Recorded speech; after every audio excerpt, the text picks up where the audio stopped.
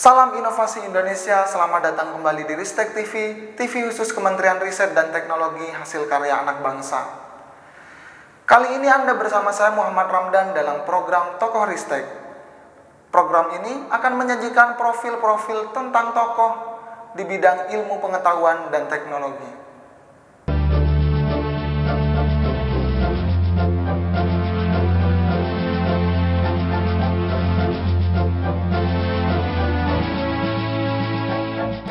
Dan kali ini kami akan menampilkan sosok Profesor Dr. Igede Wenten, seorang inovator di bidang teknologi membran.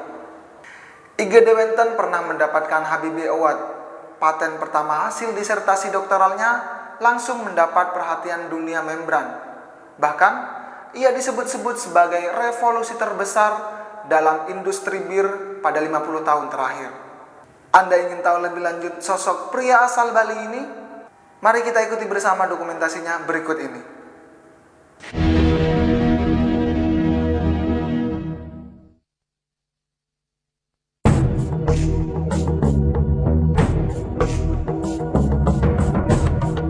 Jangan lupa, paten itu juga aspek komersialnya ya harus dominan, gitu ya.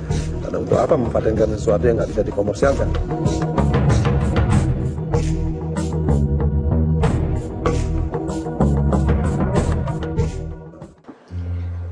Igede Wenten lahir di lingkungan keluarga nelayan kecil di Desa Pangastulan, Seririt, Kabupaten Buleleng, Bali. Kehidupan sulit di masa kecil telah menempahnya menjadi pribadi yang mandiri dan pekerja keras. Ia meraih gelar sarjana di jurusan Teknik Kimia ITB tahun 1987.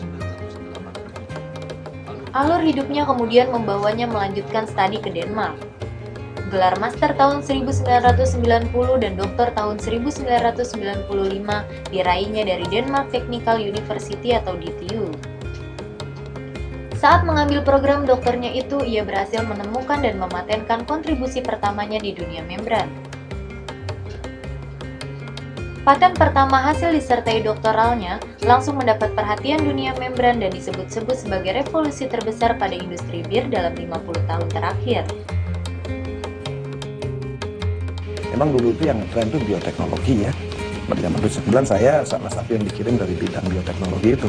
Tetap kita belajar bioteknologi juga. Cuman karena di sana ada profesor yang mendalami bidang membran, akhirnya ya saya dapat kesempatan itu. Nah, ini perlu penting juga ya untuk kita bicarakan ya.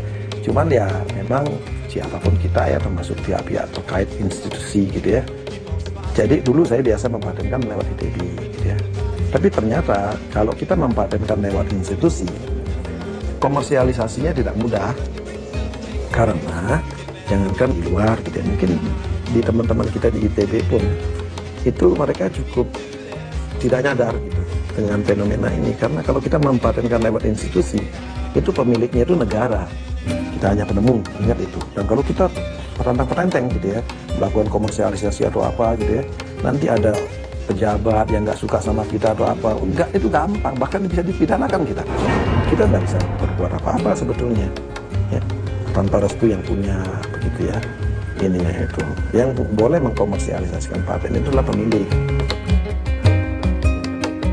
Paten pertama tentang klarifikasi bir di Denmark ini adalah karya yang pertama mengangkat namanya. Penemuan itu sanggup membuat orang berdecak kagum karena sang penemunya justru orang Indonesia yang tidak memiliki industri bir besar seperti di Denmark. Penghargaan tertinggi dari Filtration Society di London pun disabetnya, bukti dari tingginya inovasi dalam temuan Wenten. Kiprah dan kualitasnya di bidang membran sudah diakui dunia. Berbagai penghargaan dari berbagai institusi telah diraihnya. Sebut saja Shuttle Award dari Filtration Society di London, sebuah penghargaan tertinggi dari institusi tersebut bagi para peneliti di bawah usia 35 tahun. Penghargaan ini diperoleh atas karyanya yang berjudul Mechanism and Control of Folding in Cross-Flow Microfiltration yang dibuat pada tahun 1994. Dalam perjalanan karirnya yang bersangkutan juga berhasil meraih penghargaan Adi Cipta Rekayasa dari Persatuan Insinyur Indonesia pada tahun 1995, Science and Technology Award dari Indonesia Torres Science Foundation tahun 1996, Penghargaan Peneliti Muda Indonesia dari Lembaga Ilmu Pengetahuan Indonesia tahun 1996, Habibie Award tahun 2000, dan WIPO Award sebagai Best Inventor, serta Root Award dari Kementerian Riset dan Teknologi pada tahun 2004. Selain itu, beberapa paten juga telah terdaftar di Lembaga Paten Indonesia, Jepang, Kanada, dan USA. Teknologi membran temuan Wenten kini banyak diaplikasikan di dunia industri. Aplikasi paling banyak adalah untuk pemurnian air dan pengolahan limbah. Aplikasi industri yang sedang dikembangkan di Indonesia, khususnya ITB, adalah aplikasi di bidang medis untuk produksi dialiset dan mesin-mesin hemodialisis.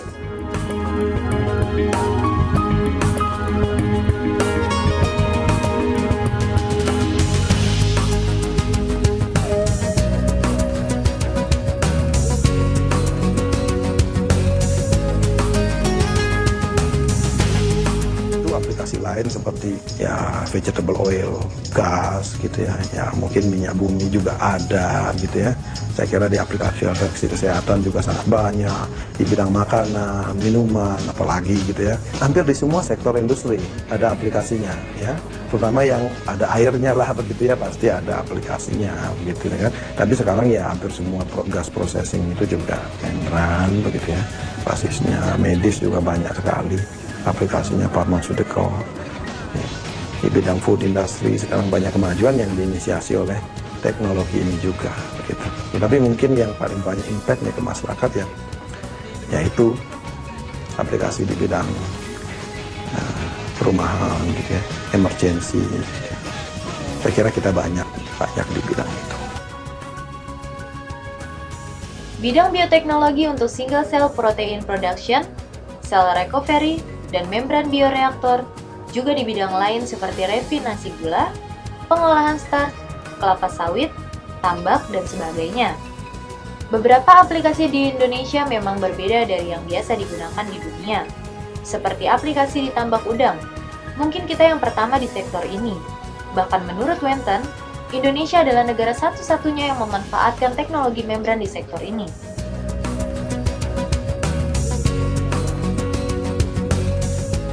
Tapi saya berani ya, kalau pasarnya dibuka kami berani bertaruh ya. Bahkan mungkin ya itu ada banyak pejabat lah yang mungkin bisa jadi saksi begitu gitu ya.